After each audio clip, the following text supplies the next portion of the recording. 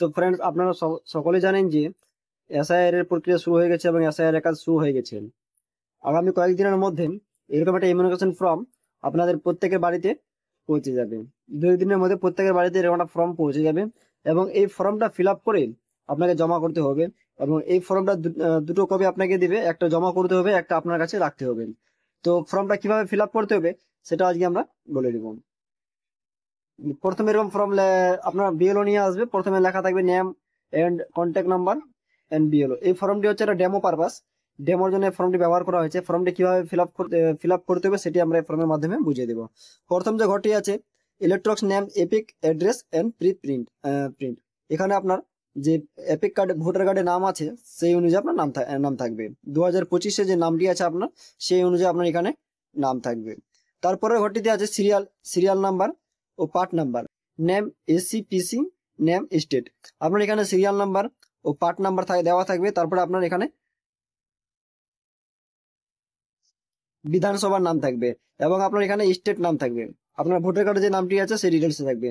তারপর এখানে বলছে কিউআর কোড, আপনার ভোটার কার্ডে যে কিউআর কোড, এখানে কিউআর কোডটি থাকবে। তারপর হচ্ছে এখানে ওল্ড ফটো, আপনার ভোটার কার্ডে যে ওল্ড ফটোটি আছে সেই ওল্ড ফটোটি এখানে দেওয়া থাকবে। তারপর আপনি এখানে চাইলে নতুন কারেন্ট ফটো লাগাতে পারেন। তারপর এখানে আপনাকে ফিল আপ করতে হবে ডেট অফ বার্থ। আপনার যে এখন ডেট অফ বার্থ, আপনার যে ডকুমেন্টসে ডেট অফ বার্থ আছে আধার কার্ড অনুযায়ী, সেই আধার কার্ডে আপনার যে ডকুমেন্টসে ডেট অফ বার্থ আছে সেই ডেট অফ বার্থটা আপনাকে এখানে ফিল আপ করতে হবে। তারপর এখানে আধার কার্ডকে অপশনাল লিখেছে, এখানে আপনারা চাইলে আধার কার্ডের নাম্বার দিতে পারেন। তারপর চেয়েছে মোবাইল নাম্বার, তারপরে চেয়েছে এখানে মোবাইল নাম্বার দিয়ে দিবেন। তারপরে চেয়েছে গার্জিয়ান, ফাদার্স বা গার্জিয়ানের নেম, আপনার বাবার নাম বা আপনার গার্জিয়ান যে আছে তার গার্জিয়ানের নাম এখান থেকে ফিল আপ করতে পারবেন। তারপরে চেয়েছে ফাদার্স গার্জিয়ান এপিক নাম্বার, আপনার গার্জিয়ানের বা আপনার বাবার যদি এপিক নাম্বার থাকে তাহলে আপনাকে এপিক নাম্বারটা দিতে হবে। তারপরে চেয়েছে মাদার্স নেম, আপনার মায়ের নাম, মাদার্স এপিক নাম্বার, আপনার মায়ের এপিক নাম্বার লাগবে এখানে। তারপরে বলছে সাপোজ নেম, এখানে যদি মেয়েদের ক্ষেত্রে হয় তাহলে স্বামীর নাম দিবেন এবং যদি ছেলেদের ক্ষেত্রে হয় তাহলে এখানে ওয়াইফের নাম। তারপরে সাপোজ এপিক নাম্বার, মানে মেয়েদের ক্ষেত্রে হলে স্বামীর ভোটার কার্ড নাম্বার এবং যদি ছেলেদের ক্ষেত্রে হয় তাহলে এটা মেয়ের তার বউর বা তার ওয়াইফের এপিক নাম্বার। তারপরে ঘটতে হচ্ছে details of the electronic in the enrol of last SIR. এখানে একটি বোঝার ব্যাপার আছে, এখানে যে লাস্ট 2002 সালে যে এসআইআরটি হয়েছিল তার যদি আপনার এর আগে 2002 সালে এসআইআর হয়ে থাকে তাহলে আপনার 2002 সালের এসআইআর এর লিস্টে যা নাম বা যা ডিটেলস আছে সেই সেম ডিটেলস এখানে আপনাকে ফিল আপ করতে হবে। এর আগে যে 2002 সালে যে এসআইআরটি ছিল সেই এসআইআর এর ডিটেলস অনুযায়ী আপনাকে এখানে ভরতে হবে। প্রথম বলেছে ইলেকট্রন নেম, মানে আপনার যে 2002 সালের যে নাম ছিল সেই নামটা এখানে আপনাকে ফিল আপ করতে হবে। তারপরে বলেছে এপিক নাম্বার, যদি আপনার 2002 সালের লিস্টে এপিক নাম্বারটা যদি দেওয়া থাকে তাহলে এখানে এপিক নাম্বারটা বসাবেন, অন্যথায় বসাবেন না। তারপরে বলেছে রিলেটিভ নাম, 2002 সালের লিস্টে আপনার গার্জিয়ান নেম যেটি ছিল লিস্টে দেওয়া সেই রিলেটিভ নেম বসাবেন।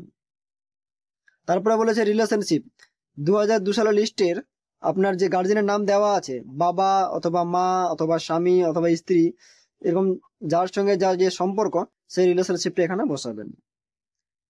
2002 সালে আপনার যে ডিস্ট্রিক্টের ভোট ছিল সেই ডিস্ট্রিক্ট নেম অবশ্যই সেম ডিস্ট্রিক্টই হবে। তারপরে বলেছে এখানে স্টেট নেম, তারপরে অ্যাসেম্বলি নেম, নিচের দিকে বলেছে অ্যাসেম্বলি নাম্বার, তারপরে বলেছে পার্ট নাম্বার, সিরিয়াল নাম্বার। এটা আপনার 2002 এর যে লিস্ট আছে সেই লিস্টে আপনি পেয়ে যাবেন।